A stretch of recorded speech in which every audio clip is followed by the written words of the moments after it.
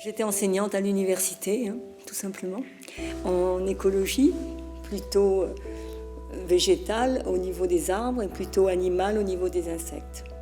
Je suis plasticienne et j'aime bien être en recherche de nouveaux matériaux et de nouvelles techniques, ce qui m'a amenée à travailler avec toutes sortes de gens et en particulier avec des scientifiques. Donc j'ai toujours regardé la nature depuis ma petite enfance, paraît-il, d'après ce qu'on m'a dit. Et donc j'en ai fait mon métier. Et j'ai travaillé longtemps sur les insectes, et notamment sur les insectes en Afrique centrale. Et quand je suis rentrée en France, j'ai dû orienter autrement mon travail. Et j'ai travaillé là sur la croissance des arbres, ce qu'on appelle la dendrochronologie.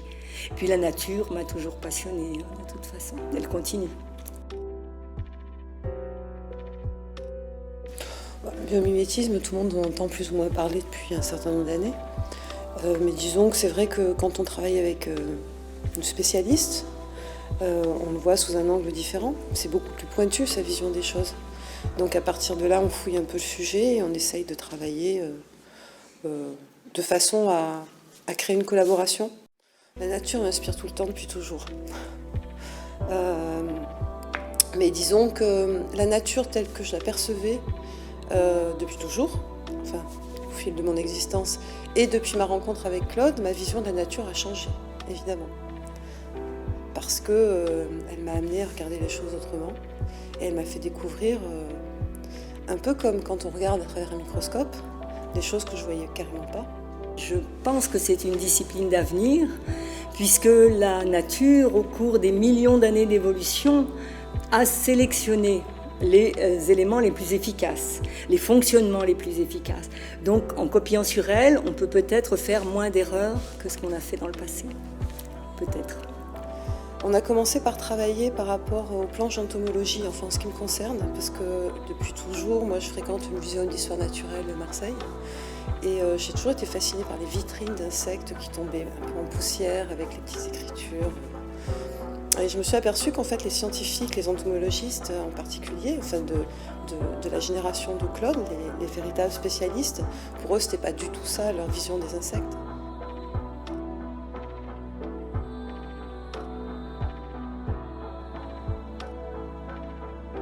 Surtout, j'ai appris quelque chose, c'est-à-dire que les insectes sont durs à l'extérieur et mous à l'intérieur.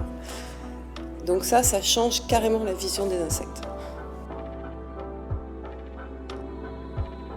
Ce qu'on a découvert en travaillant ensemble, c'est qu'on avait des visions du monde qui apparaissaient à la fois complémentaires et opposées, mais quand on y réfléchit, pas tant que ça. Des choses qui sont autour de nous et qu'on ressent ou qu'on ne ressent pas, ou qu'on croit ressentir, qui peut-être n'existent pas, mais qui pour nous ont une réalité onirique en tout cas.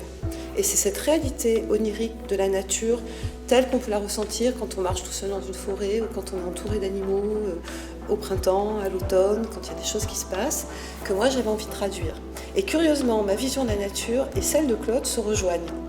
Je pense que moi, je n'ai pas de vision globale, parce qu'effectivement, les naturalistes ont la tendance à essayer d'isoler des choses qu'on peut comprendre, qu'on peut analyser, qu'on peut comprendre. Parce qu'en fait, on a une démarche, comme tous les scientifiques, de compréhension des mécanismes. Donc, on va analyser. Mais néanmoins, moi, j'ai les mêmes impressions que toi quand je me promène dans une forêt, mais mes impressions s'arrêtent avant de penser à une pensée globale, quoi, disons. Quand j'ai regardé tes tableaux, j'ai vu des choses dedans que tu avais mises en les percevant peut-être de façon globale. Mais je trouve que c'est extrêmement riche d'essayer d'approcher l'œuvre de quelqu'un d'autre, parce qu'en plus, moi j'aime beaucoup tes tableaux. Donc au niveau purement affectif, j'ai ressenti peut-être des choses comme toi, mais je n'y mettrai pas une étiquette globale, de genre penser que tu vois, global. Donc j'ai demandé à Claude d'écrire des textes sur mes tableaux. Et donc je lui ai confié une dizaine de tableaux qu'elle a gardés chez elle pendant 1 an, en lui disant tu les gardes, tu vis avec, et puis de temps en temps, non seulement tu m'en parles, mais surtout tu essayes d'écrire des textes dessus. Moi j'avais très envie dans la dernière expo qu'on a fait de mettre en pendant de mes tableaux les textes qui ont servi à les illustrer, on va dire, et inversement. Puisque moi j'ai travaillé aussi sur ce qu'elle m'a dit, sur son discours. Donc en fait, il y a tout le temps une résonance entre ce qu'on fait les uns et les autres, les unes et les autres.